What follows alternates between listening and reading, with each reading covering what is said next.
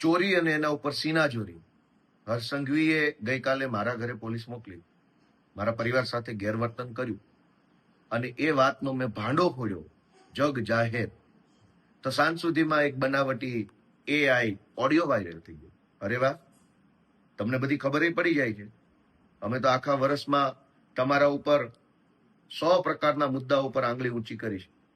અમે તમારા વિરુદ્ધમાં કીધું કે તમે ડ્રગ્સના કારોબારની અંદર તમારી આખી પાર્ટી સંડોવાયેલી છે. કેમ અમારો ઓડિયો ના આવ્યો? અમે તો કીધું કે હર્ષ સંઘવી 8 પાસ છે, કેમ ઓડિયો ના આવ્યો મારો એમાં? અમે તો કીધું કે આ ડફોળ છે, કેમ ઓડિયો ના આવ્યો? ડફોળ છે એવી વાતચીતની પુષ્ટિ કરતો. અમે તો કીધું કે દારૂના હપ્તા તમારા ભાજપ વાળા કમાય છે, કેમ ઓડિયો ના આવ્યો? તમારા ઉપર જ્યારે જ્યારે અમે સવાલ ઊંચો કર્યો, સવાલ ઉઠાવ્યો, ત્યારે તો કોઈ ઓડિયો ના આવ્યો કે હા આ વાત સાચી છે. અને જ્યારે મેં એમ કીધું કે મારા પરિવારને હર્ષ સંઘવીએ પોલીસ મોકલીને હેરાન કરવાની કોશિશ કરી છે, તો સાંજે છેક એક બનાવટી ઓડિયો વાયરલ કરવામાં આવ્યો. કઈ વાંધો નહીં, કરો વાયરલ. જનતા બધું જ જાણે છે કે સાચું શું છે ને ખોટું શું છે.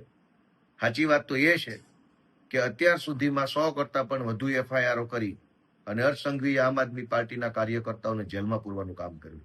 પણ કઈ વાંધો નહીં, અમે કોઈ તમારાથી ડરતા નથી કે અમે કોઈ તમારાથી કંઈ ભાગી જવાના નથી. તમારે અમારી ધરપકડ કરવી હોય તો આ ખુલ્લેઆમ જ ફરીએ છીએ, જ્યારે કરવી હોય ત્યારે કરી શકો છો.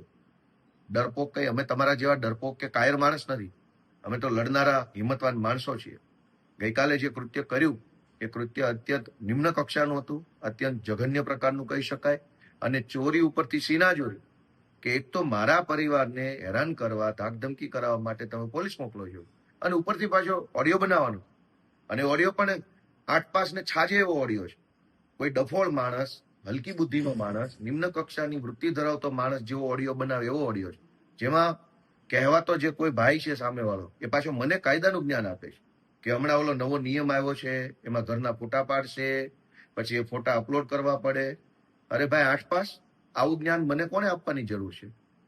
હું તો ઓલરેડી પોલીસમાં રહી ચૂક્યો છું, હું ઓલરેડી પોતે વકીલ છું, મને બધી જ ખબર હોય કયો નિયમ છે ને કયો નિયમ નથી. એમાં મને કઈ કોઈએ ફોન કરીને કહેવાની જરૂર જ નથી હોતી કે હવે આવો નિયમ આવ્યો છે. પાછો કહેનારો વ્યક્તિ એમય કહે છે કે બા ઘરે એકલા છે. ઓહો, આટલું બધી ફેબ્રિકેટેડ વાત. બા ઘરે એકલા છે કે નહીં એનાથી પોલીસને ક્યાં આમાં કઈ કે લેવા દેવા છે? અને જાણે તો મને ફોન કરીને પોલીસે આગોતરી જાણ કરી હોય કે તમને ઘરે આવશે, આમ કરશે, તેમ કરશે.